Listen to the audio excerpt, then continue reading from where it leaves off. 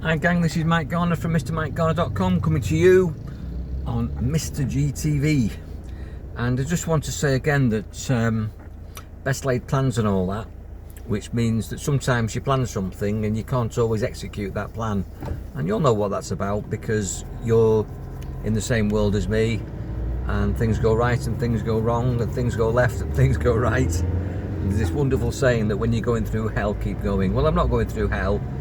I'm in a beautiful part of the world, but I am on the perimeter of a jungle, and most of the land, which is pineapple fields where I live in rural Thailand, in Lek Phai, is reclaimed jungle. And you go up the road, there's monkeys, you go down the road, there's wild boars, there's calves, there's buffalo, there's elephants. It's really good, but it comes with challenges. The weather really has been extreme this year.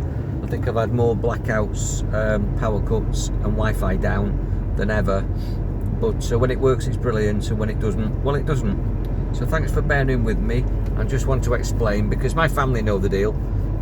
Most of the people in my Mike Buddy Spirit group, or my focus groups, or my Genesis projects, Reiki on, Power Hour, know the deal. But Mr. GTV is a new project, so you just got to understand that I've got scheduled programs for you guys, but it's all based on whether or not I've got connectivity.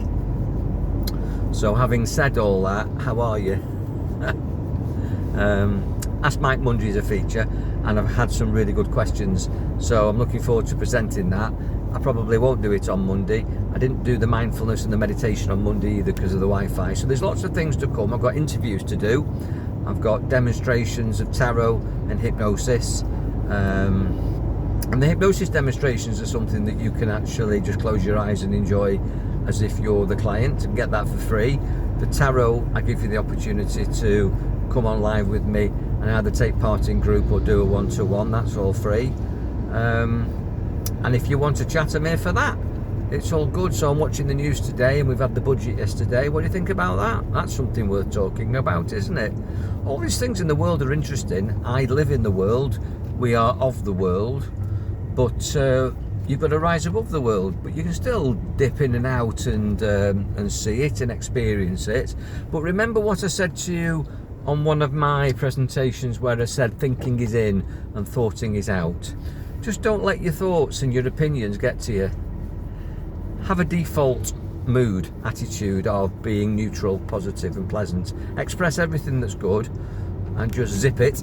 Keep your gob shut when you're tempted to say something that's devaluing of yourself or anybody else in the world, even if you think they're a right prat. There's lots of people who aren't worthy of kind, positive energy from you, but give it them anyway, because that's who you want to be.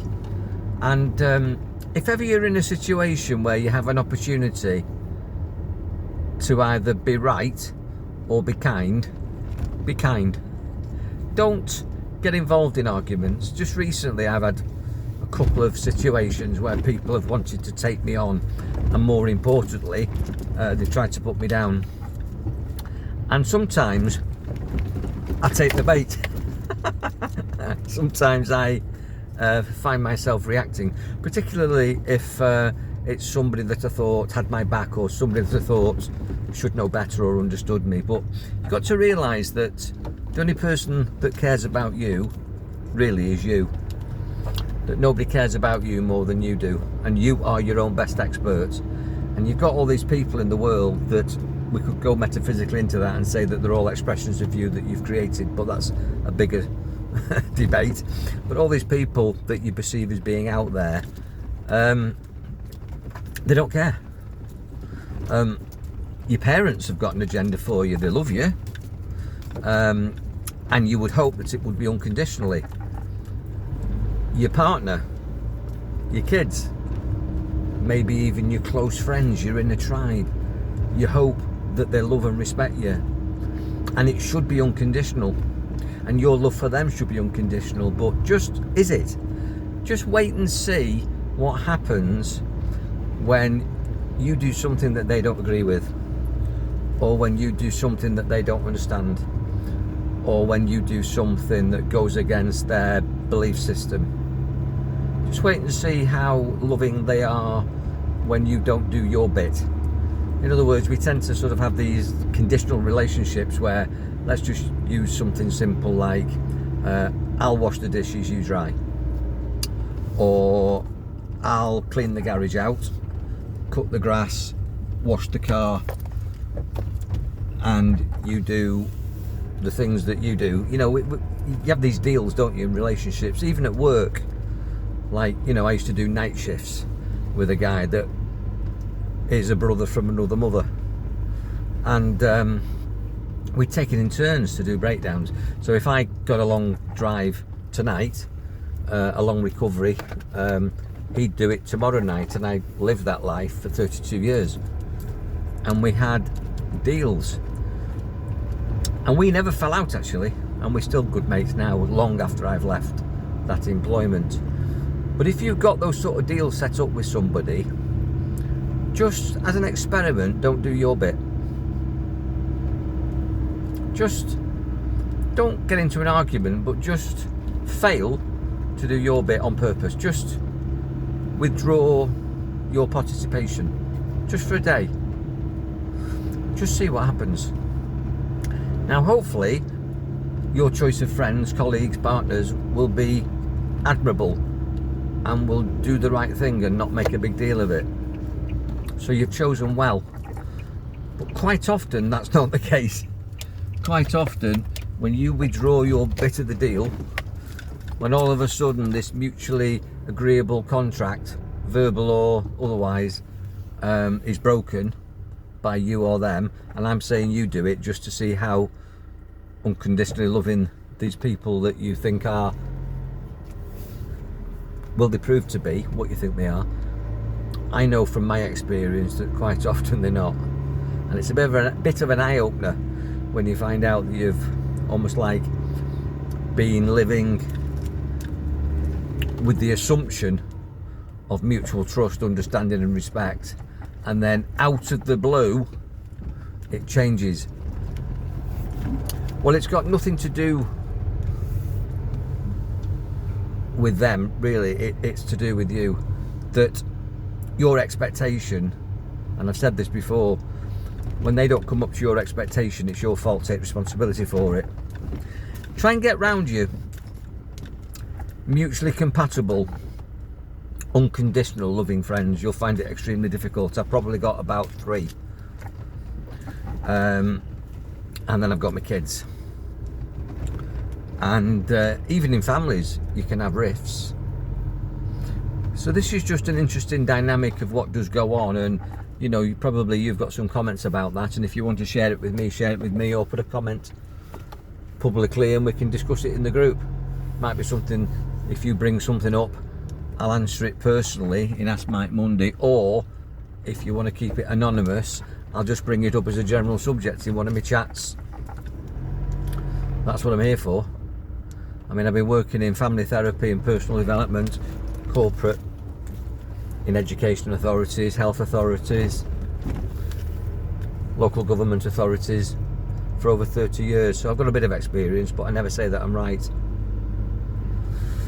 But the budget was yesterday, and that was interesting. As I say, we live in the world, but we're not of the world, and it's quite clear to me, and you could say this is judgmental and it's a biased opinion, but in my opinion, being open-minded and just looking broadly at what's going on, it's a continuation of what used to happen 100 years ago. And I've talked about this, having watched Downton Abbey, that it seems that the elite and the rich are getting richer, and the working classes and the not so well off are getting poorer. And that's where we used to be, where I was talking in another presentation where I'm watching Downton Abbey, and Downton Abbey is a nice programme, I love it, but it shows society 100, 120, 130 years ago, where the working classes used to pull a forelock. In other words, I can't do it, but they took the hair up, touch the cap and show respect. They do that in Thailand. They bow to you if you've got wealth, if you've got what is perceived as status. I don't like it at all. I don't want anybody to do that to me. There is a caste system here like there is in India. the whiter you are, the higher you are in society. And people here, wrongly, even though it's a Buddhist society and lovely, I love it, but the people here, what they do is if you are dark skinned, it's perceived that you're a worker. And certain people who don't understand human rights and sort of like have been brought up with this division of class system would not respect somebody with dark skin. Manual worker, not educated. Somebody with white skin, you're in an office, you've got status, I'm going to bow to you. In fact, when I learnt martial arts, which is Chinese Asian origins, Japan, China, Okinawa really, what used to happen is if you saw a black belt, you'd do a big bow. A white belt, yellow belt, green belt, blue belt, purple belt, brown belt would do a bow to a black belt and really bow low. What you're actually doing traditionally within samurai tradition is you are offering him with the bow the back of your neck. You're trusting him because he's got intelligence, he's got status, that he doesn't chop your head off. But the black belt would only give a nod, if any recognition at all, to a lower belt. The higher up the hierarchy, the more he would be prepared to bow. But if it was a no belt or a white belt, a beginner, a black belt, a sifu or a sensei, or just a black belt practitioner of any dan, and I'm a fourth dan, wouldn't bow at all really to a white belt, wouldn't trust his neck. And the reason is because he thinks he's low intelligence, he's got no control. Isn't that interesting? Now, I learnt this when I started martial arts back in when would it be? I got my black belt in 85. So I probably started in what, 79. So this theology, this philosophy of status, respect, energy, what they call there's a word for it, it's energy drama. It's a control drama, that's the word, a control drama. But it's on an energetic level, it's based on status and education and rank and hierarchy. So that's where we are now. And looking at what the government are doing, the government to control your mentality, to govern your mentality, what they're doing at the moment is they are getting back to those days of almost like the workers in the workhouse. Everybody's going to be in debt. It's getting more expensive for more people. In fact, it used to be sort of like working classes, which are lower classes, they would say, middle classes, upper middle, and then upper class, and then the elites. But we're only going to end up, give it a decade, the 2020-2030 reset agenda, that by 2030, basically, there'll be loads of homeless. People will be on social credit, which is what they want, and they'll do away with money and give me crypto. Then we totally stuffed because we got no control, because we got no acquisitions. We got nothing, that you can't hide money, you can't tip, because everything will be recorded, monitored, and you know, there'll be surveillance society. And you'll get away with nothing. And basically, if you're not what they call a good citizen, they can stop you from working, they can stop you from going into premises, which they're already doing. Under careful what words you use here, but the jabberoonie, if you haven't got this, you can't do that. What they'll be doing next is, you know, they'll be monitoring behaviour, limiting access to premises based on behaviour, and as I say, whether your beliefs, they'll be able to check out what you're saying on the internet. If you're saying anything that's not with the mainstream meme, they can reduce your money, reduce your access. And they're already talking about doing what they call 6k and 10k towns, where you can spend money on an app, but that app will only work in your home area. Can you see how you can be limited and suppressed? And this is where it's going, have no doubt about it. And I'm not a conspiracy theorist, it's happening, it's in Israel. It's in Australia. You know, it's been trialled in Korea, in Asia, it goes on in Thailand. You know, if you really want to know what's going on, then have a private chat, because I can see it here. And we are a stone's throw away from it in Europe and Britain, or wherever you're viewing this presentation. I've got friends who are in this community, this group, Mr. GTV, and the other platforms that are run, who actually are in Cyprus and Germany and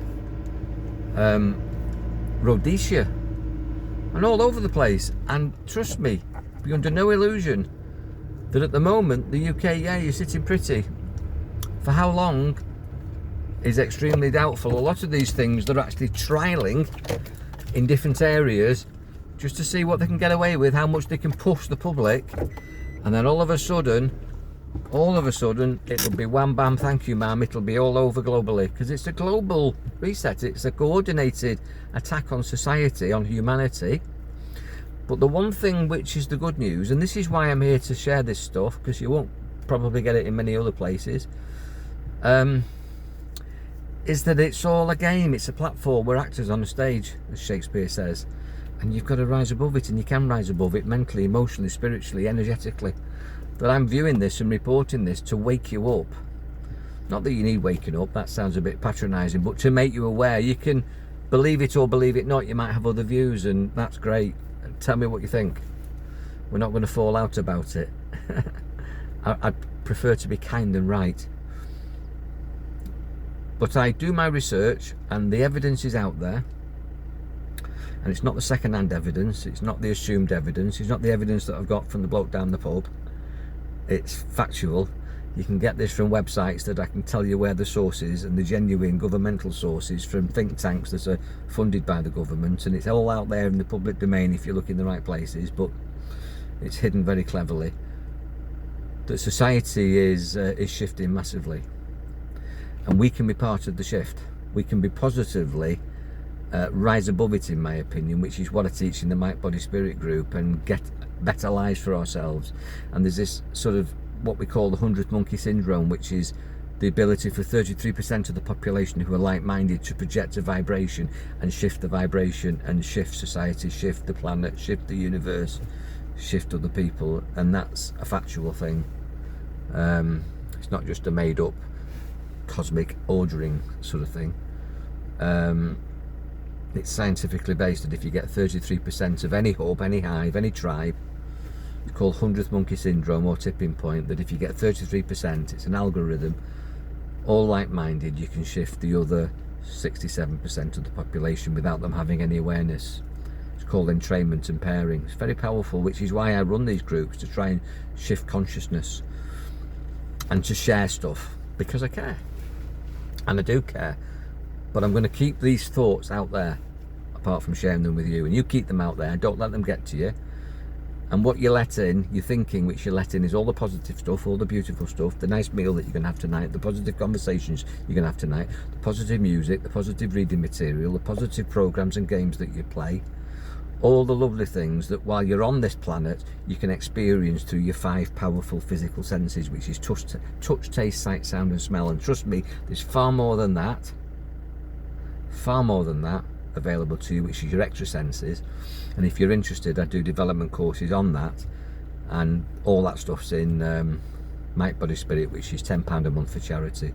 I'm not going to go too deep into this. I'm going to reference it and talk about it, but I'm not going to do any teaching. This isn't a teaching site. This is a TV station, if you like, or a radio station where it's just presenting programs. So I've spoke for a long time. I'm parked up. I'm going to play chess in a minute. Stay positive, stay powerful, rise above all this shit and shift. And as I say, I'll be resuming normal service when the Wi-Fi comes back, which will probably be into this weekend. A lot more content will go on the Mr. GTV YouTube site. I'm only in my 3rd week, and I'm blessed that you're still following me and being patient. Be powerful, be patient, enjoy your powerful mind, free your mind, check this stuff out that I'm talking about, but be positive about it, even though it's tough. And it's very easy to be down in the dumps with it all. You're alive, you're breathing. I posted today on the Facebook page that if you had a day to live, a week to live, a year to live, you'd really value every day. Value every day anyway. Just make the most of it. My house here is called Medah. M-E-D-A-H, Medah, which is make every day a holiday. Get into that holiday frame of mind. Only you can cheer yourself up. Only you care about yourself. Don't be put down by anybody else. And have a wonderful day. I'll speak to you later. Take care.